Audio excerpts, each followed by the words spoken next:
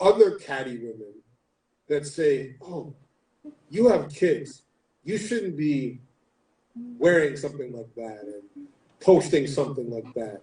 Have you ever had to deal with that type of situation, and how did you deal with it? Oh, all the time. But they've learned to stay in their lane. Who are they to input that type of opinion when those opinions don't pay my bills?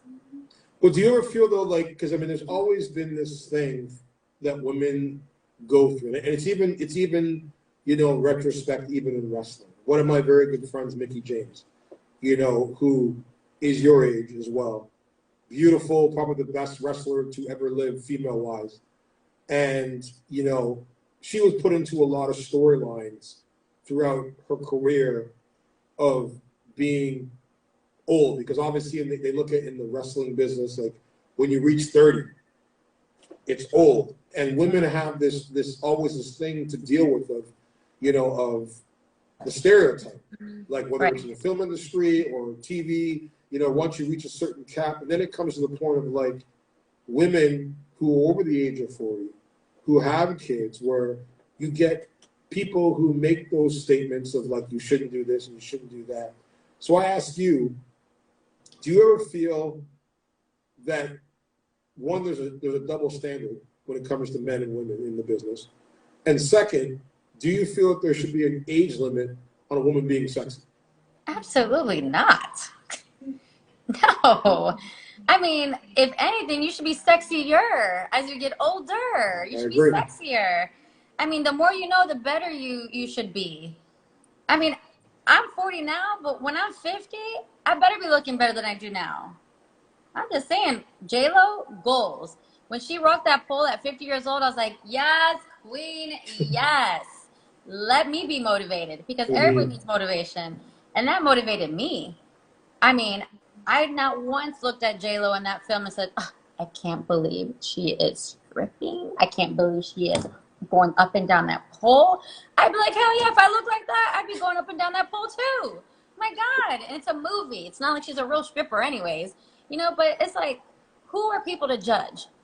You know But what? why do you think they judge? Why do you Because feel their this? own insecurities. That's why they judge. They're not comfortable in their own skin. Number one, they're not secure in themselves. Number Mm-hmm. one. So when you're not secure in yourself, you're judging other people.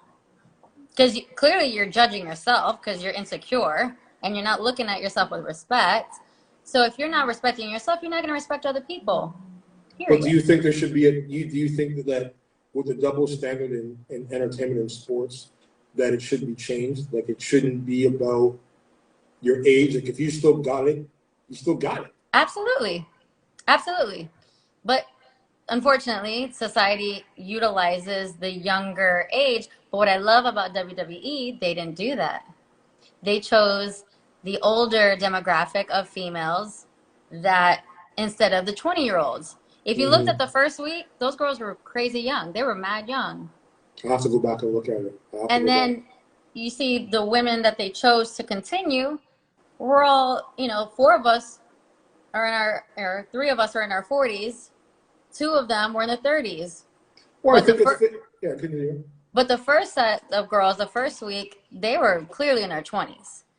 Well, I think because I mean, when you look at the, and I think if the Hurt business had stayed intact the way that it was, it might have been a mix of a combo of the 20-year-olds and the 40-year-olds, because Shelton, Cedric Alexander being younger and that demographic. And then, but I think with you guys, it fit the mold better due to the sophistication of the Mm-hmm. way that not only MVP presents himself, Right. but just with Bobby and everything else, that you wouldn't see them with somebody of that lower class.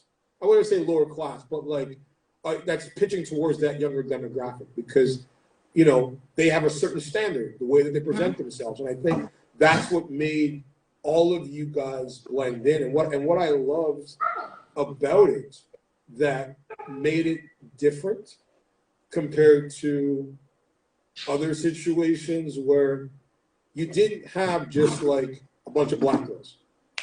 You had like a combination of like you, Latina, black, white, this whole, you know, mix of Diversity. flavors, a diversity. And I think that, to me, I give the hats off to WWE for doing that, for because it's like, you know what, somebody who sees, even too, and I think, you know, what you guys have been able to do for you women, hope for the women that did tune in, who were moms that were fans watching, that were like, hey, I got kids. I'm over 40. Right. I can do that shit. Right. Like I could do, because a lot of people, you know, they think in their mindset that like after they reach 40 or after like they have kids, it's like life over, game over. Like let me stop pursuing my dreams because I'm now 40. It's like, no, your dreams can actually come true after 40. There's people that find love after 40. That's the thing, is people limit themselves right here. And that's the sad part, D, is that like it's all in your head. It's all in your head. It's a mindset. And if they just got all those negative persona, negative perception, negative thinking out of their head, they would grow, they would bloom, they would level up, they would actually be satisfied because they would fulfill their dreams rather than stop them and say, okay, well, I guess this is as good as it's gonna get. I'll just settle right here. Who wants to settle? Why settle for less when you could go and grab the best? Get what you want. Go get it. But people are complacent. I'm hungry. I stay hungry. I'll stay humble, but I will stay hungry. And that's the thing, is it frustrates me, is that people just like, okay, this is as good as it gets, or somebody's telling them this is as good as you're gonna get. Okay, no, you can't tell me that I'm gonna be okay with something that I'm not okay with. You can't convince me of that. That's the thing. Honestly, with you, every time you open your mouth, it's like I'm talking to myself. Because literally it's so rare, especially nowadays where there's so many. You know, I made a post today where I was like, you know, it's really sad generation that men are falling in love with women's bodies and women are falling in love with men's bank accounts. You know, and they're not actually falling in love with the person. Right. You know, and for you, like your drive, your mindset, your passion, your, as you say, your hunger for female wise, it's like it's a beast, man.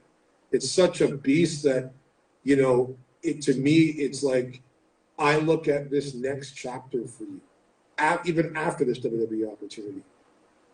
It's gonna be sky's the limit for you. Like it's really gonna be sky's the limit. You know, that I hope that the rest of the world. It's one of the reasons why too, when I was like, yo, let me manage you. Because I honestly, it was like, I think the world needs to see you. The world needs to see more of you. And I think that, like, for me, the whole Mia motivation, it's not just a word. It's like a whole brand lifestyle.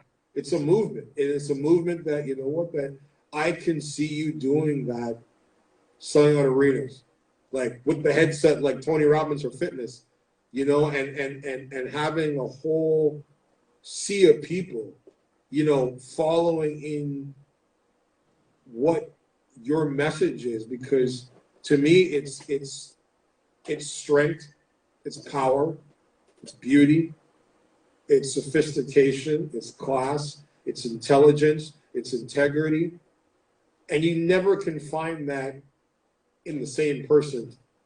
You can find it in bits and pieces of people, but never all into one. And that's why I think for you that, like, I hope that people who are learning about you today are inspired to go after their dreams, to follow and pursue, and never expect anything, because you never know what opportunity is going to present itself.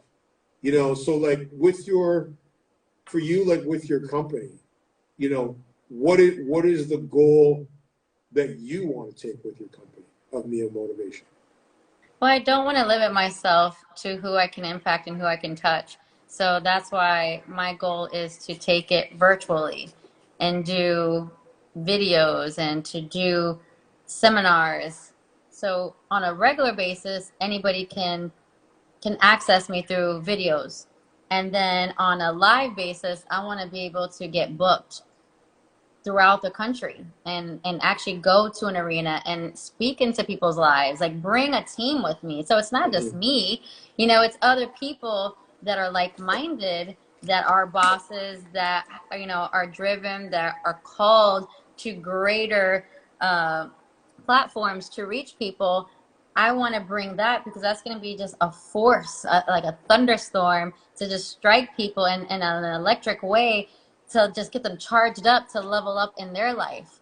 You know, so I want to do that with a team, you know, and I actually teamed up with NSPN, and I met him through Vigilant. So Okay. with Vigilant MMA, through NSPN, you know, we're all coming together like a trifecta, and we have all these things that we're brainstorming locally that we're going to do through the sports industry, you know, so even through the fighting, through the boxing, through MMA, through sports arenas, like, so right there, you know, I'm going to continue in that avenue with the sports, with NS